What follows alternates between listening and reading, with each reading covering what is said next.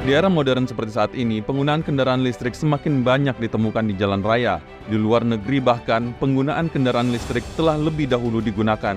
Penggunaan kendaraan listrik dinilai dapat membantu menyelamatkan bumi dari polusi udara dan eksploitasi minyak bumi yang dapat merusak lingkungan.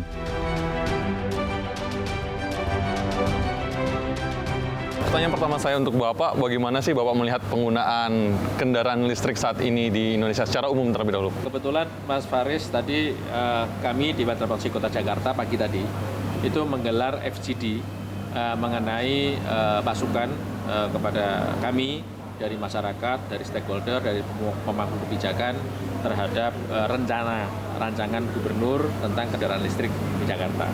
Jadi secara umum sebetulnya tadi disampaikan oleh teman-teman dari Gaikindo, ya itu 104 kalau nggak salah peningkatan penjualan untuk mobil konvensional turun sekian persen, kalau nggak salah tadi masih rata-rata 10-an atau berapa persen gitu ya. Tapi peningkatan kendaraan listrik penjualannya itu meningkat 104%. 104%. Artinya adalah animonya cukup bagus. Ya, tadi dua teman-teman PLN juga menyampaikan cukup bagus, dan kebetulan saya pengguna mobil EV. Saya kemarin mudik pakai EV. Mudik pakai EV itu ternyata kita dipaksa untuk istirahat. Ya, karena sekian jam itu kita daripada was-was, walaupun masih 50% gitu ya, kita charging station. Nah, kita ngopi dulu, charging, selesai. Membangun habit baru lah Pak ya? Betul, jadi kemarin saya nyaman sekali, setiap rest area sekarang ada charging station, di setiap kota, kabupaten minimal ada satu, minimal ada satu, yaitu di kantor PLN. Ya. Saya pikir cukup menggembirakan, tinggal bagaimana aspek-aspek sisi keselamatan tadi, ya keselamatan dan yang lain-lain harus kita penuhin standarisasinya lah, seperti itu.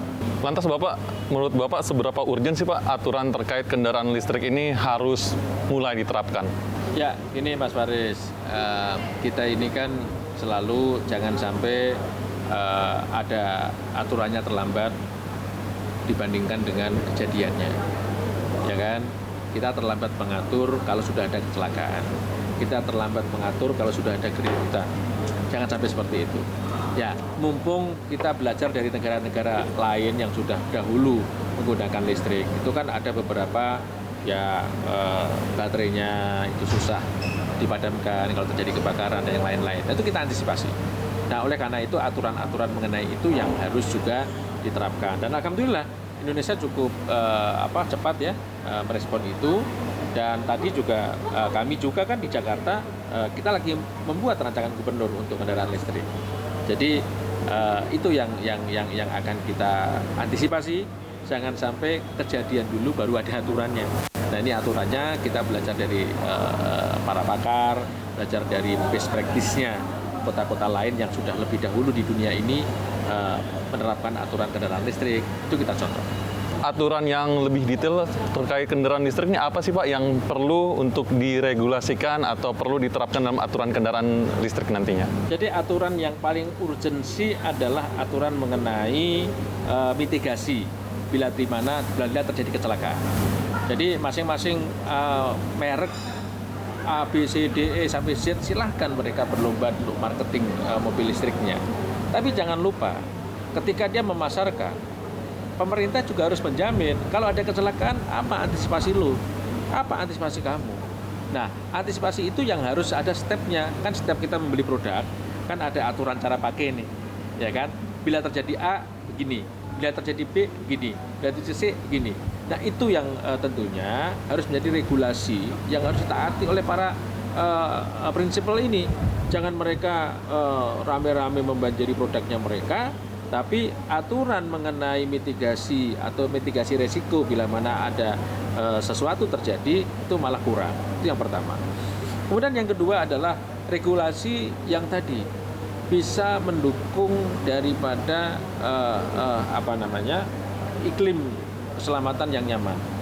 Ya, artinya gini, kendaraan listrik ini kan memang setahu saya, ya saya pengalaman menggunakan hampir setahun menggunakan kendaraan listrik ini kan kita nggak pernah ganti oli, nggak pernah apa. Tapi kan kaki-kaki ini kan juga tetap harus dirawat gitu ya. Nah, khusus untuk kendaraan pribadi, apalagi kendaraan-kendaraan yang sekarang sudah menerapkan teknologi tinggi, itu dia akan punya early warning. Oh, ban ada early warning. Oh, ini kaki-kaki ada early warning. Tapi kan bagi angkutan umum, ya itu kan regulasi mengenai pengujian setiap 6 bulan yang berkala. Itu kan juga belum semua kabupaten kota mampu untuk itu, ya kan? Nah, itu juga harus dipikirkan oleh pemerintah. Misalnya kalau elektrifikasi bus itu dilaksanakan, pengujian berkalanya gimana, ya kan? Yang jelas kalau menurut saya, semua yang berhubungan dengan aspek keselamatan itu menjadi utama, menjadi nomor satu, kan safety first. Jadi itu yang harus menjadi regulasi yang dominan untuk bisa kita lakukan. Pak, lantas apa nih yang menjadi masukan dan saran Bapak kepada pihak kepolisian dengan semakin banyaknya masyarakat yang kendaraan listrik, dan juga apa saran untuk masyarakat sebagai pengguna kendaraan listrik? Yang pertama tentunya saran untuk masyarakat, ya terima kasih bagi masyarakat yang sudah menggunakan EV. Artinya kalau menggunakan EV ini kan mereka rela untuk merogoh koceknya demi menciptakan iklim udara yang lebih bersih. Karena kan dari kendaraan listrik itu kan bebas emisi atau zero emisi karena tidak mengeluarkan CO, ya kan? Tapi juga bagi masyarakat juga tetap harus care terhadap mobilnya, karena mobil ini sudah keenakan, ya, dari suaranya nyaman, nggak ada berisik, lalu juga ya nggak perlu lagi perawatan dari sisi mesin, tapi kan perlu perawatan dari sisi kaki-kaki, karena bertransportasi itu aspek-aspek kaki-kaki itu terutama ban itu juga menjadi faktor penting untuk bisa menjaga keselamatan dalam berkendara gitu loh. Nah, oleh karena itu tetap aspek-aspek itu harus diperhatikan. Kemudian kenali produk itu, ya, bagaimana ketika terjadi sesuatu sehingga tidak gaptek lagi atau tidak gagap lagi kalau terjadi sesuatu di jalan. Jadi masyarakat harus mengenali produknya, produk knowledge-nya. Kenali dulu baru beli gitu loh. Nah, bagi kepolisian, nah teman-teman polisi ini juga terkadang, mohon maaf nih, terkadang juga harus update terhadap aturan-aturan itu. Nah, terkadang ada polisi yang mungkin kurang update. Kan di Jakarta ini ada aturan ganjil genap bebas free gitu kan. Nah, ini ada saja gitu loh, yang masih melihat gitu, tidak mengenali daripada kendaraan-kendaraan listrik itu. Ya harusnya ganjil genap ya free gitu, kan ada insentif untuk itu. Nah, kemudian satu lagi juga teman-teman polisi juga harus belajar mengenai karakteristik itu. Karena gini, pasti nanti kalau sudah banyak, kan pasti ada kejadian kecelakaan di jalan nih. Bagaimana mitigasi resikonya itu juga tidak hanya oleh masyarakatnya, oleh ATPM-nya, tapi polisi juga harus tahu itu. Sehingga cara menolong korban untuk yang pertama kali itu bagaimana, itu juga bisa selesai dengan baik dan tepat cara menanganinya. Karena saya yakin akan beda tata cara menanganinya. Kebakaran aja bisa tabrakan kebakaran itu beda. Harus cari dulu di mana baterainya. Ya, ketika kita tidak cari dulu baterainya, kita pakai aparnya juga khusus. Nggak boleh apar yang biasa-biasa itu, apar yang khusus untuk kendaraan listrik. Nah, kami sih sebetulnya terbuka untuk diskusi lebih lanjut gitu ya.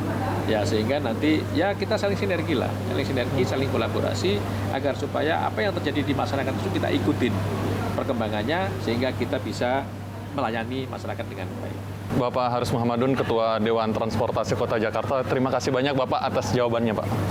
Terima kasih. Mudah-mudahan kita bisa terus berkolaborasi sehingga kita bisa menyampaikan informasi kepada masyarakat dan masyarakat paham untuk melaksanakan transportasi dan dengan selamat. Baik, terima kasih banyak Bapak. Peraturan gubernur yang memperlakukan khusus untuk motor listrik, mobil listrik itu bebas ganjil genap. Jadi memang betul-betul sudah didesain sedemikian rupa sehingga betul-betul supaya masyarakat itu tertarik dengan adanya kendaraan berbasis baterai ini.